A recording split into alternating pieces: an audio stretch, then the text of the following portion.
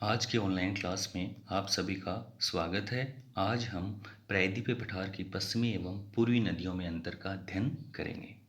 पश्चिमी नदियाँ वे नदियाँ हैं जो प्रायद्वीपीय पठार में उत्पन्न होकर पूर्व से पश्चिम की ओर प्रवाहित होती हुई अरब सागर में अपना जल विसर्जन करती हैं। पूर्वी नदियाँ वे नदियाँ हैं जो प्रायद्वीपीय पठार में उत्पन्न होकर पश्चिम से पूर्व की ओर प्रवाहित होती हुई बंगाल की खाड़ी में अपना जल का विसर्जन करती हैं। तो पश्चिमी नदियाँ सामान्यतः पूर्वी नदियों की अपेक्षा लंबाई में छोटी होती हैं, जबकि पूर्वी नदियाँ हैं वो पश्चिमी नदियों की तुलना में लंबाई में अधिक लंबी होती हैं या बड़ी होती हैं।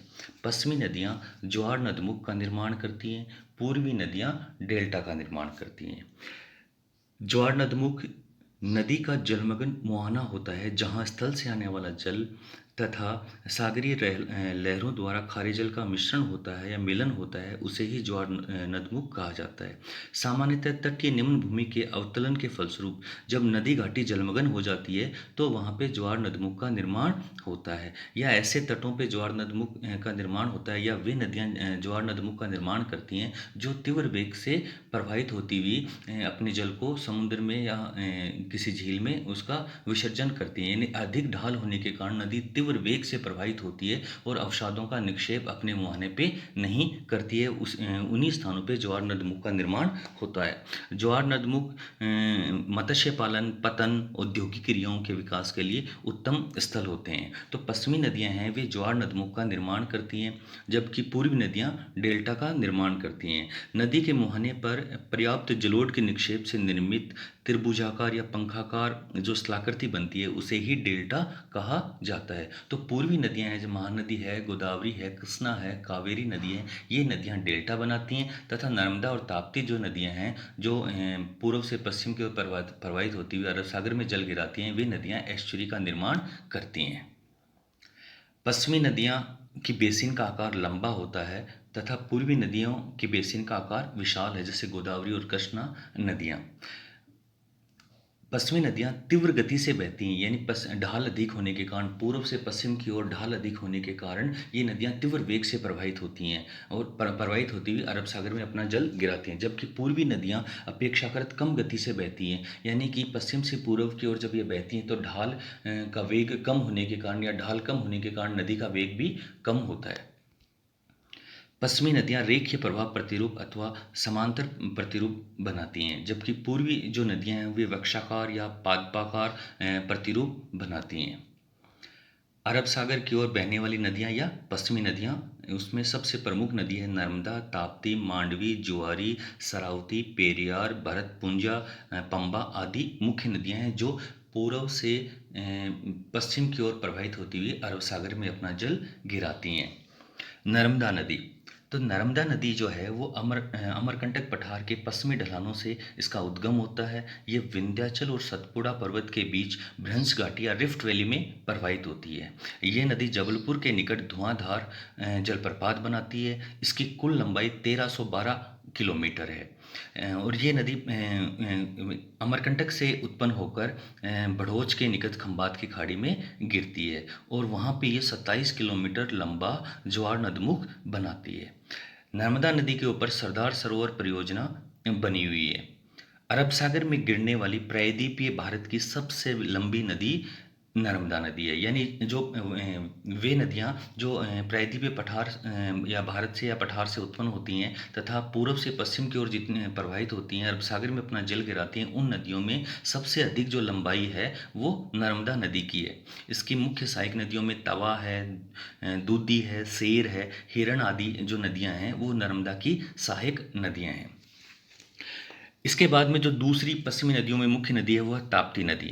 ताप्ती नदी जो है मध्य प्रदेश के बैतूल जिले में मुल्ताई से उत्पन्न होती है और इसकी कुल लंबाई है वो 724 किलोमीटर लंबी है। यह नदी सतपुड़ा और अजंता पहाड़ियों के बीच रिफ्ट वैली में प्रवाहित होती है। नर्मदा नदी है वो विंध्याचल और सतपुड़ा के बीच प्रवाहित होती है रिफ्ट घाटी के अंदर, और ताप्ती नदी है वो सतपुड़ा और अजंता पहाड़ियों के बीच प्रवाहित होती है। यानी विंध्याचल, फिर नर्मदा की घाटी, फिर सतपुड़ा पर्वतमाला, उसके दक्षिण में ताप्ती की घाटी और उसके दक्षिण में अजंता पहाड़ियाँ। दोनों ही नदियाँ नर्मदा और ताप्ती नदी हैं वो रिफ्ट घाटी में प्रवाहित होती हैं तथा एस्चुरी का निर्माण करती हैं। और ये ताप्ती भी बैतूल जिले में मुल्ताई से उत्पन्न होकर इसमें खंबात की खाड़ी में अपना जल गिराती है। पूर्णा, बैतूल, मोर आदि इसकी सहायक नदियां हैं। फिर आती हैं मांडवी और जुआरी नदियां हैं। ये दोनों नदियां गोवा की प्रमुख नदियां हैं। जुआरी गोवा की सबसे लंबी नदी है। शरावती नदी ये कर्नाटक की मुख्य नदी है। पश्चिमी घाट से निकलकर कर्नाटक राज्य में बहती हुई अरब सागर में गिरती है। इस नदी की एक मुख्य विशेषता ये है कि इस शरावती नदी पर जोग जलप्रपात बना हुआ है, जिसकी ऊंचाई 279 मीटर है, यानी 289 मीटर ऊंचाई वाला जलप्रपात बनाती है शरावती नदी, जिसका नाम है जोग प्रपात। फिर आता है पेरियार नदी, भरतपुंज और पंबा नदियाँ। ये तीनों नदियाँ केरल की मुख्य नदियाँ हैं। पेरियार नदी है वो अन्नामलई की पहाड़ी से निकलती है और अरब सागर में अपना जल गिराती है। भरतपुंजा भी अन्नामलई की पहाड़ियों से निकलती है तथा केरल की ये सबसे लंबी नदी है। पंबा नदी भी केरल में ही प्रवाहित होती है और ये नदी केरल में उत्पन्न होकर वेबनाड झील में गिरती है। इसके बाद में हम बंगाल की खाड़ी में गिरने वाली नदियों का अध्ययन करेंगे। बंगाल की खाड़ियों में गिरने वाली नदियों में मुख्य रूप से स्वर्णरेखा नदी है, वैतरणी है, ब्राह्मणी है, महानदी है, गोदावरी है, कृष्णा है, पेनार नदी है, कावेरी है, वेगाई है, ताम्रपर्णी है आदि मुख्य नदियां हैं जो पश्चिम से पूर्व की ओर प्रवाहित होती हुई बंगाल की खाड़ी में अपने जल का विसर्जन करती हैं। स्वर्णरेखा जो नदी है वह रांची के पठार से निकलकर बंगाल की खाड़ी में अपना जल गिराती है। ये नदी पश्चिमी बंगाल और उड़ीसा के बीच में प्राकृतिक सीमा भी बनाती है। वैतरणी नदी क्योंझार जिले से निकलती है तथा बंगाल की खाड़ी में जल गिराती है। ब्राह्मणी जो नदी है वो कोयल और शंख नदियों की धाराओं के संगम से इसकी उत्पत्ति होती है और बंगाल की खाड़ी में ये अपना जल गिराती है। महानदी जो नदी है वह रायपुर जिले के सिहावा श्रेणी से उत्पन्न होती है। इसकी कुल लंबाई 851 किलोमीटर है और ये बंगाल की खाड़ी में गिरने से पूर्व कटक के निकट डेल्टा का निर्माण करती है। इसकी मुख्य सहायक नदियों में शिवनाथ है, हंसदेव है, ईब है, तेल है आदि नदियाँ महानदी की मुख्य सहायक नदियाँ हैं। हीराकुंड परियोजना महानदी के ऊपर ही निर्मित है। इसके बाद में हम गोदावरी नदी का अध्ययन करते हैं। गोदावरी नदी है वो पश्चिमी घाट के पूर्वी ढलानों से नासिक जिले की त्रिबंग पहाड़ी से उत्पन्न होती है। ये प्रायद्वीपीय भारत की सबसे बड़ी या सबसे लंबी नदी है, या फिर हम ये कहें कि बंगाल की खाड़ी में गिरने वाली प्रायद्वीपीय भारत की सबसे बड़ी नदी है। इसकी कुल लंबाई जो है वो 1465 किलोमीटर है। इसे दक्षिणी गंगा के नाम से भी जाना जाता है। इसकी सहायक नदियों में पेन गंगा है, वर्धा है, वैन गंगा है, इंद्रावती है, ये इसके बाएं तट पे मिलती हैं तथा मंजीरा इसके दाएं तट पे मिलने वाली मुख्य सहायक नदी है। निजाम सागर बांध है वो इस गोदावरी की जो दाएं तट पे मिलने वाली मंजीरा जो नदी है उसकी उस नदी पे बना हुआ है, यानी निजाम सागर बांध है वो मंजीरा नदी पर स्थित है।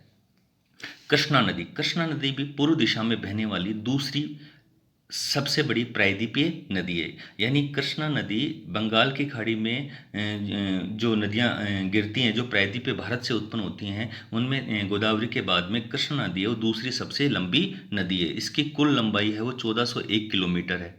यह नदी पश्चिमी घाट के पूर्वी ढलान से महाबलेश्वरम के निकट से उत्पन्न होती है।